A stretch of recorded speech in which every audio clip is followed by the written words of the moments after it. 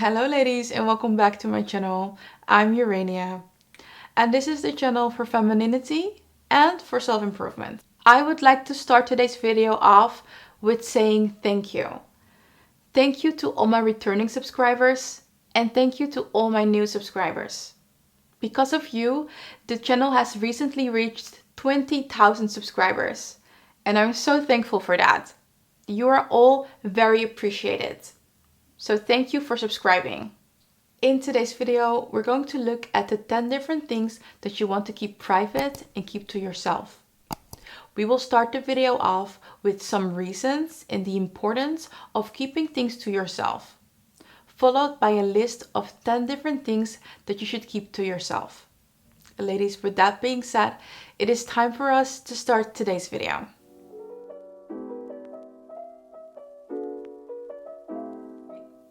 There are several reasons why you should not share too much and keep certain things to yourself.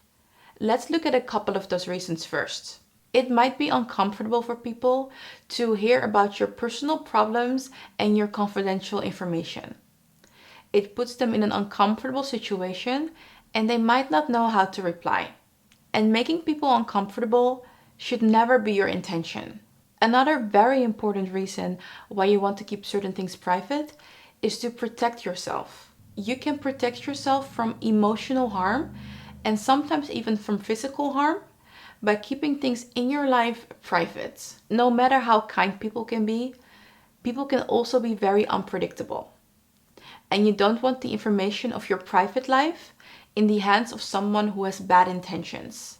We should also keep in mind that as humans, our lives are full of ups and downs. So having a person to who we can confide in and let our soul out can be very necessary and also very soothing sometimes.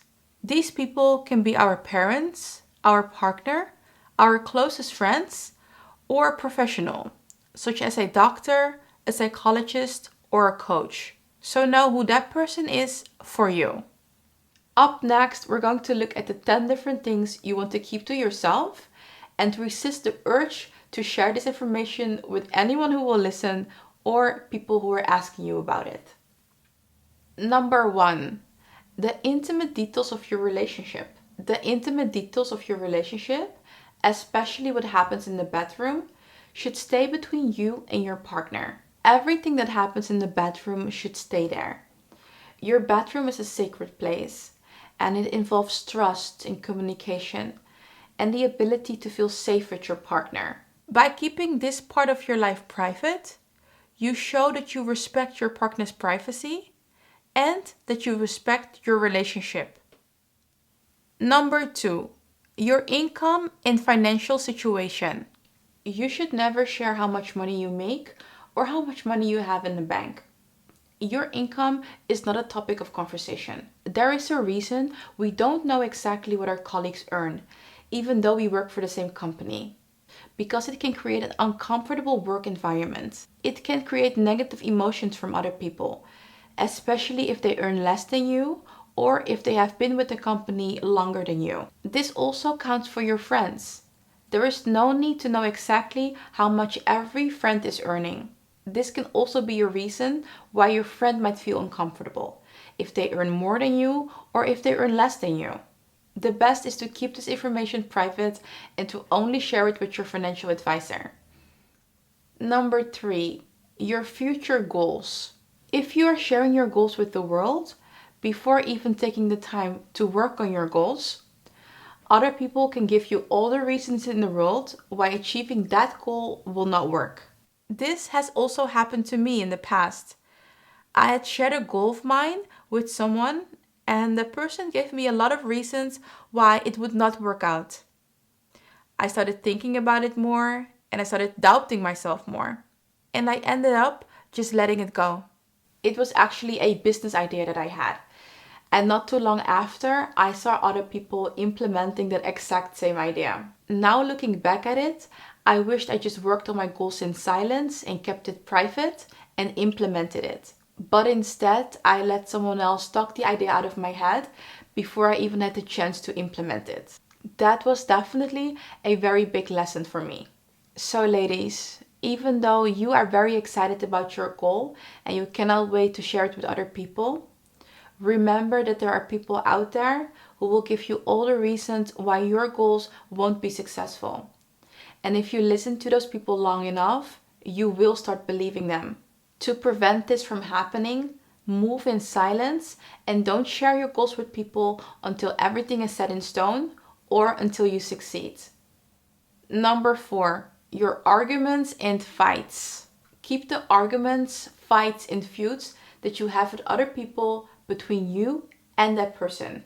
The thing is that people enjoy drama when it doesn't involve them. So when others are hearing that you and a certain person had an argument or you are no longer talking, they will come to you and ask you what happened. And when that happens, when someone is asking you about a fight or an argument that you had with someone else, you can answer like this. Yes, that is correct. Me and Karen are no longer in contact, but I wish her well, and that is all I have to say about it. By you answering in that way, you are showing maturity, integrity, and respect. So even though you and that person are no longer in contact anymore, what happened between the two of you will stay between the two of you.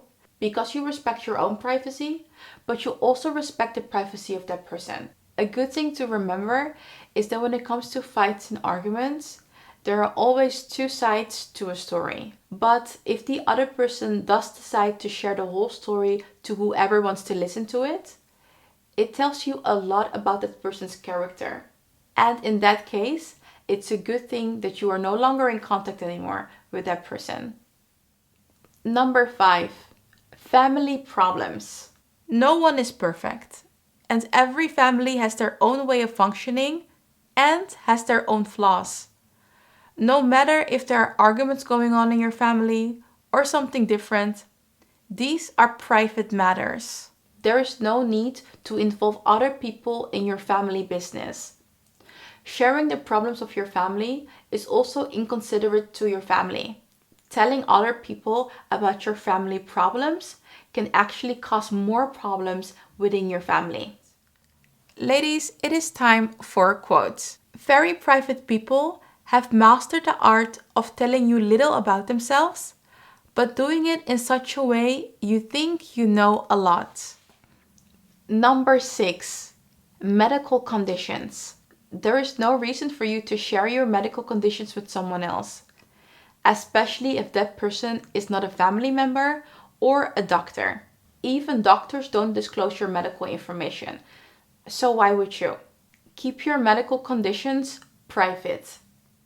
Number 7, acts of kindness. If you have done something kind and honorable for another person, you don't have to share this with other people. Help other people because you want to do something good, not because you want something in return or because you want to get praised for it. So don't do it for social approval. And yes, we can do something nice for another person without sharing it on social media. Number 8, therapy sessions. I think that it's an amazing thing that people no longer feel hesitant to seek help and that therapy is more socially accepted. I think that most of us know someone that took therapy or we took therapy ourselves. Therapy is a moment to dig deeper and to identify where certain problems are coming from. Based on your problems, your therapist knows exactly what can help you to move forward. Therapy is a very therapeutic experience, and that's the reason you are hiring a professional to begin with. There is no reason for you to share the details of your therapy sessions with other people, because it's something between you and your therapist.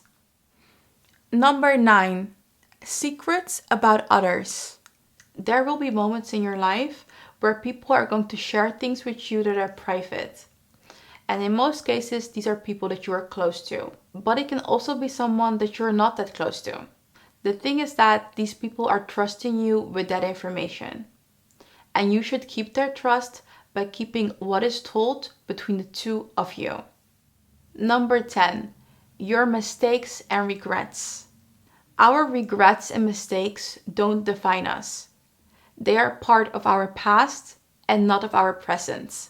There is no need to discuss your regrets, your mistakes, or anything else that went wrong in your life in a normal conversation with someone, because you are no longer that person. You learned from it and you moved on.